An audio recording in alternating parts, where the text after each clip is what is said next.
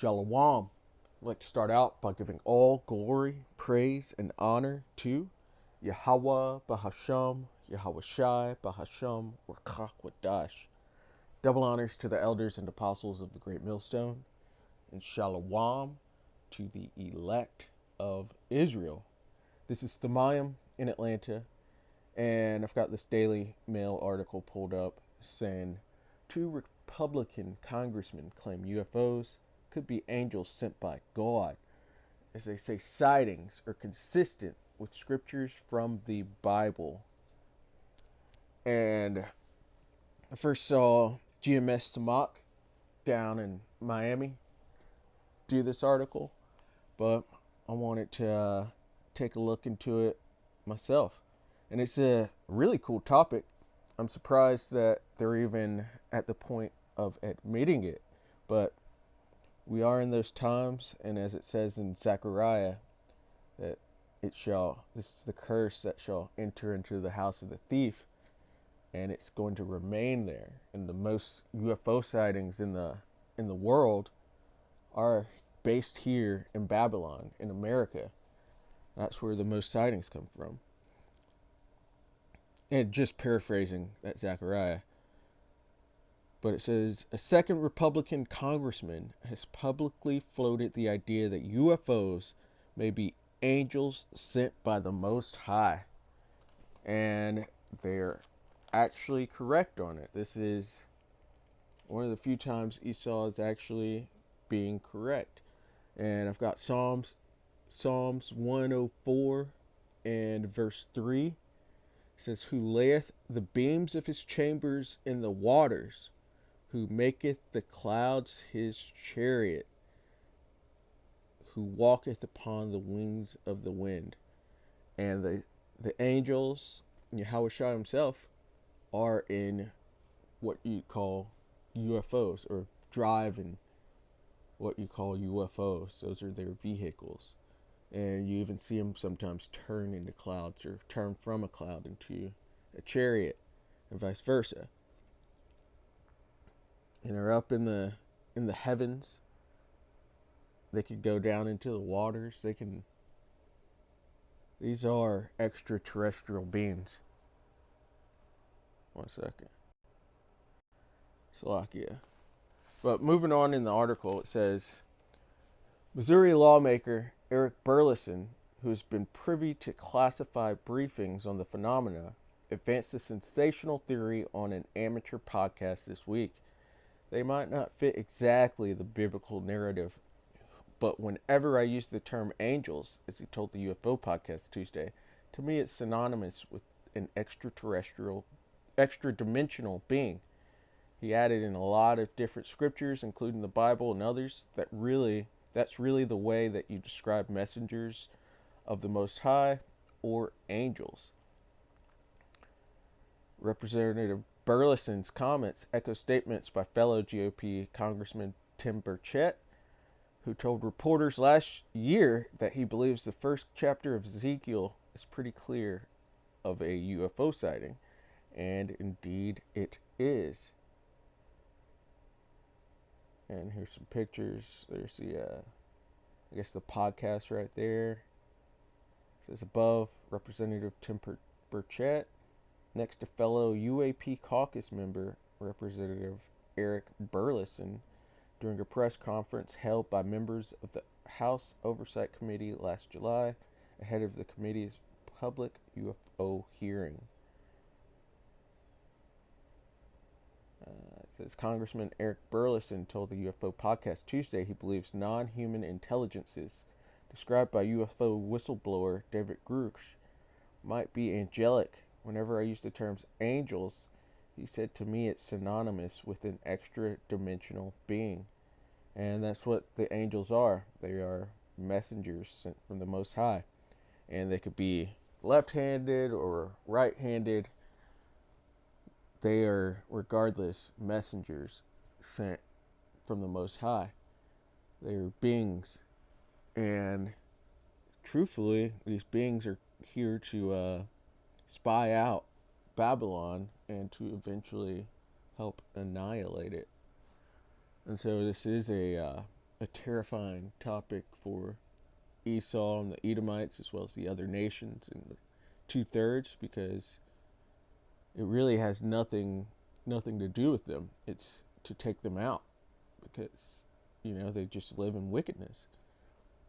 And these UFOs, these chariots, are throughout all of the scriptures. As he mentioned, Ezekiel.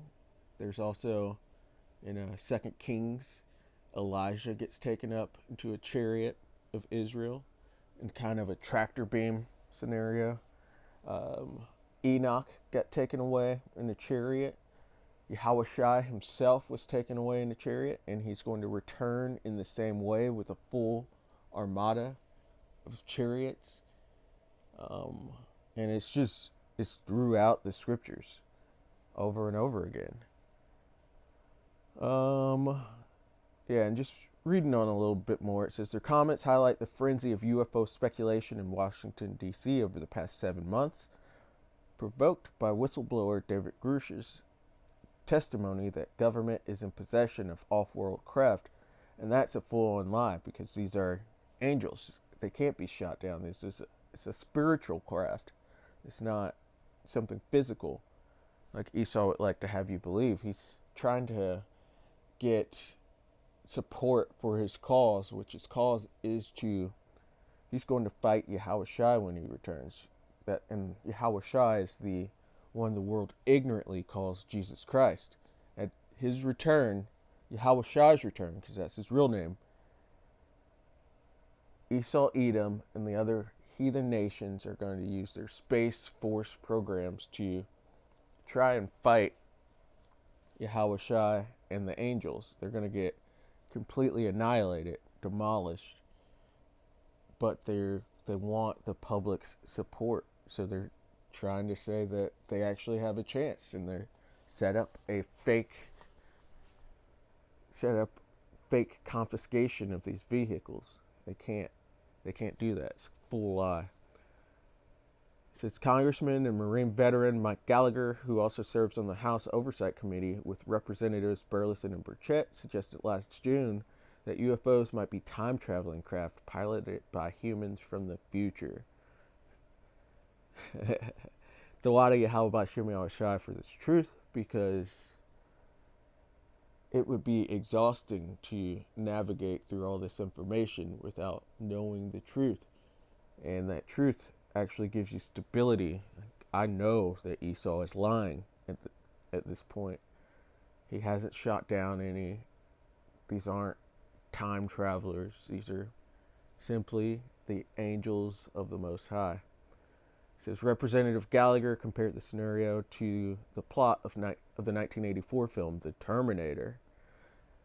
The Wisconsin Republican also floated this hypothesis that UFOs could actually be from an ancient civilization that's just been hiding here and is suddenly showing itself in this same June appearance on ESPN, analyst Pat McAfee's sports talk show. Yeah, Esau's just throwing out hypotheses, and they really don't know. This is a mystery to them, and it's a curse to them. It's going to enter into the house of the thief, as said in Zechariah 5. But I'm going to pick up 2nd Esdras chapter 13, and we're going to start at verse 2. And it says, And lo, there arose a wind from the sea, that it moved all the waves thereof. And in this case, the sea it's speaking of is actually the heavens, outer space. And it said, And I beheld, and lo, that man waxed strong with the thousands of heaven. And as I was saying earlier, that Yahushua is going to return with a whole armada of chariots. This is describing him. He's that man. And it says, And when he turned his countenance to look, all the things trembled that were seen under him. And this is describing, let me get to it, Revelation chapter 1. And the return of Yahushua with all the clouds. Revelation 1, And verse 7, it says, "Behold, he cometh with clouds, and every eye shall see him." Those clouds being the chariots.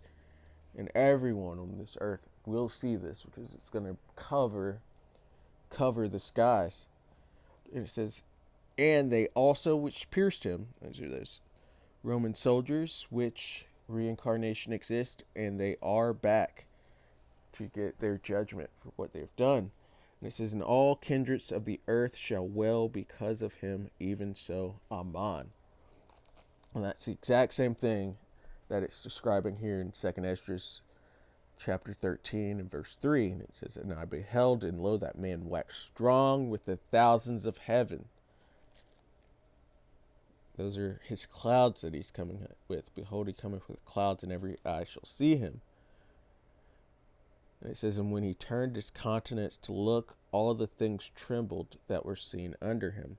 And those are all the kindreds of the earth wailing. And it says, "And whensoever the voice went out of his mouth, all they burnt that heard his voice, like as the earth faileth when it feeleth the fire." These are lasers. Because the Lord's coming back to do damage. He's coming back to put all power, rule, and authority underfoot. And the vast majority of people are actually his enemies. Even the 2/3, which are Israelites, are his enemies. And he's coming to put all of this stuff down. "They that will, that I not rule over them, bring hither and slay before me." He's got to put everything underfoot. And it says, "And after this I beheld, and lo, there were gathered together a multitude of men out of number from the four winds of the heaven to subdue the man that came out of the sea." And so these nations are going to join together to try to fight Yahushua. And it says, "But I beheld, and lo, he had graved himself a great mountain, and flew up upon it." And in this case, they're calling his chariot a mountain, and it's huge. And it says, "But I would have seen the region or place whereout the hill was graven, and I could not," because it's just that big. This is where they get that giant chariot from Independence Day that just came over and it clouded the whole city. He's going to come in something like that, and it's going to be even bigger than the movies. "And after this I beheld, and lo, all they which were gathered together to subdue him were sore afraid, and yet durst fight," because they're going to fight. They're going to be terrified of the events that are going on. It's going to be a literal invasion. And they are going to be so absolutely scared, but the Lord's going to put the spirit on them to actually go through with it and fight. And they're going to die. They've got no chance whatsoever. It says we're sore afraid. It really is a terrifying idea. Especially, or just taking it into consideration that these people don't know that these are the angels, and that it's for the salvation of Israel. If you're not of Israel, it's against you, so it's scary. I about 2 weeks ago was helping the brother Yaquab, our camp physician, move, and a few brothers were there. And once it got dark, we were looking up. Yaquab saw some chariots, and we just started looking at them, and we saw maybe 10 to 15 chariots way far off, up near the stars, it looked like. And we're sitting there looking up, and some of his neighbors came up curious about what we're looking at. And their tone was almost a little condescending when they came up, and they're like, "Hey, what are y'all looking at?" And we're like, Yaquab walked off at this point, and I'm looking up there, still trying to stay undercover and not let them know that I know what it is. And I'm just like, "Oh, looks like it's some moving stars." And the girl's like, "Whoa, what is that?" And then the guy she's with is like, "Whoa, what is that?" And she says it one more time. What is that?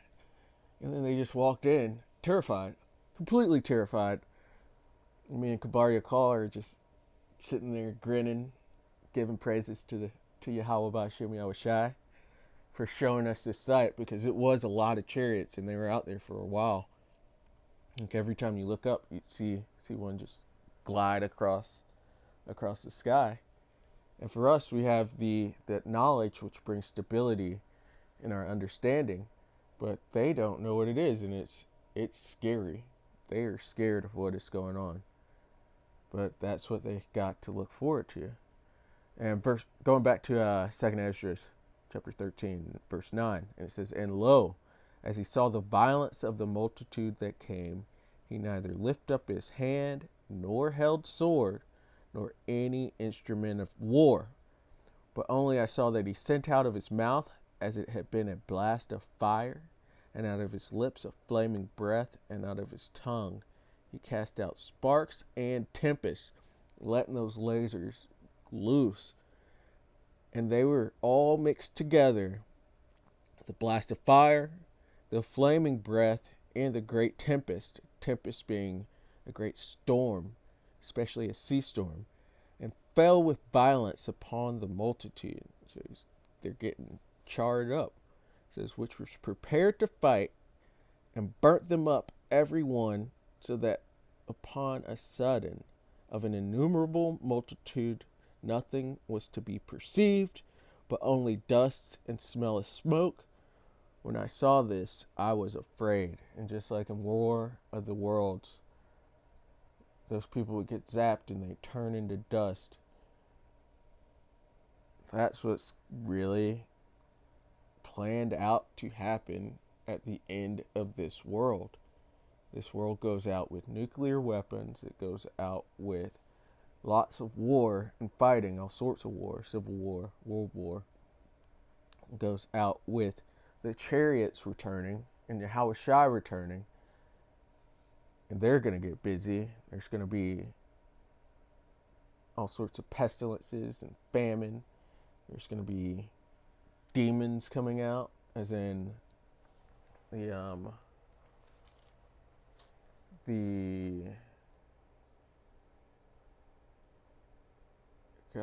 the word is escaping me right now.